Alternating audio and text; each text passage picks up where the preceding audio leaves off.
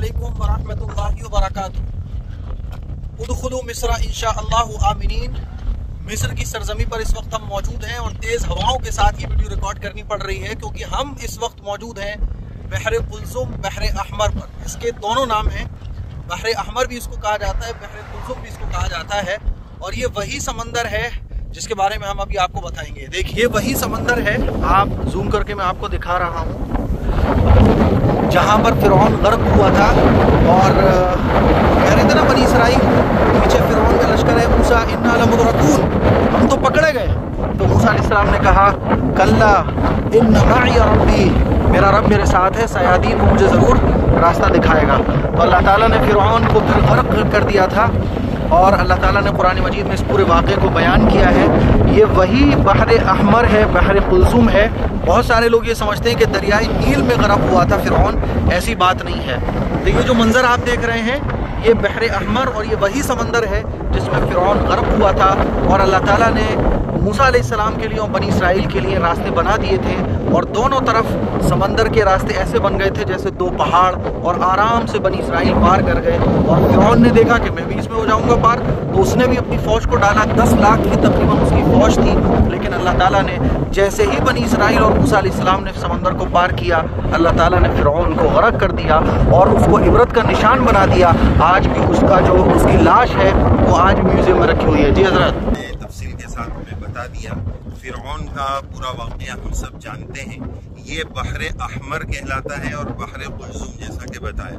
बहर अहमर इसको क्यों कहते हैं ये नहीं है, या इसकी मिट्टी लाल है या इसका पानी लाल है इस वजह से इसको लाल कहा जाता हो, ऐसी बात नहीं है। इसके करीब में बहुत सारे लाल कलर के लकड़े बंधे हुए हैं, इसकी वजह से इसको बहर अहमर कहा जाता है। और मुफ्ती साहब ने जिस वाक़े की तरफ इशारा किया उसी की रोशनी में अल्लाह तबारक व तआला ने बनी इसराइल पर जो फिरौन जुल्म करता था उनको नजात दिलाने के लिए मिस्र के रास्ते पर भेजा। और 2 रास्ते थे, एक ज़मीनी रास्ता था, एक समंदरी रास्ता था। अल्लाह तबारक व तआला अपनी हिकमत को खूब जानते हैं। फ़अलुल हकीम ला यख्लु अनिल हिकमा, तो ज़मीनी रास्ते से भी उनको भेजा जा सकता था, लेकिन बनी इसराइल को इसी बहर अहमर, रेड सी जो आप देख रहे हैं, इसी से भेजा गया।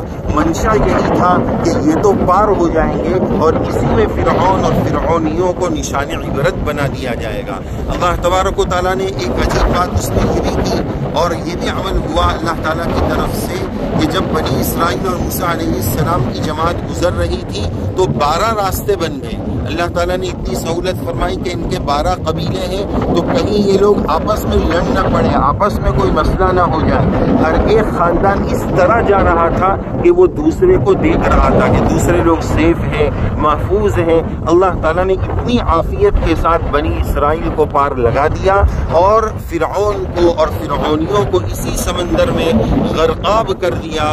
और वही फिरौन और फराइना आज मिस्र के म्यूज़ियम में पड़े हुए हैं, निशान इबरत बने हुए हैं। फल-यौम नुनज्जीका बिबदनिका लितकून लिमन खल्फका आया इन्न फी ज़ालिका लइबरतन लिउलिल अब्सार लिक़ौमिन यज़क्करून लिमन यख़शा। तो ये मेरे पीछे वही समंदर है और अल्लाह ताला ने कुरान मजीद में इरशाद फरमाया व अंजयना मूसा व मन मअहू अजमईन सुम्मा अग़रक़ना आखरीन, कि हमने मूसा अलैहिस्सलाम और उनकी कौम को निजात दी और फिरौन को गर्क कर दिया। 4 के साल के बाद कुरान मजीद की जो आयत थी कि हमने उसको निशान बना दिया इबरत का, जब उसकी लाश बरामद हुई वो आज म्यूज़ियम में रखी हुई है, पूरी दुनिया हैरान। तो जाते जाते ये समंदर रास्ते में पड़ा और इसकी लोकेशन भी हमें पता चल गई, तो हमने सोचा कि इस पर भी आपको बताया जाए। इस क्लिप को शेयर करें। अस्सलाम वालेकुम व रहमतुल्लाह।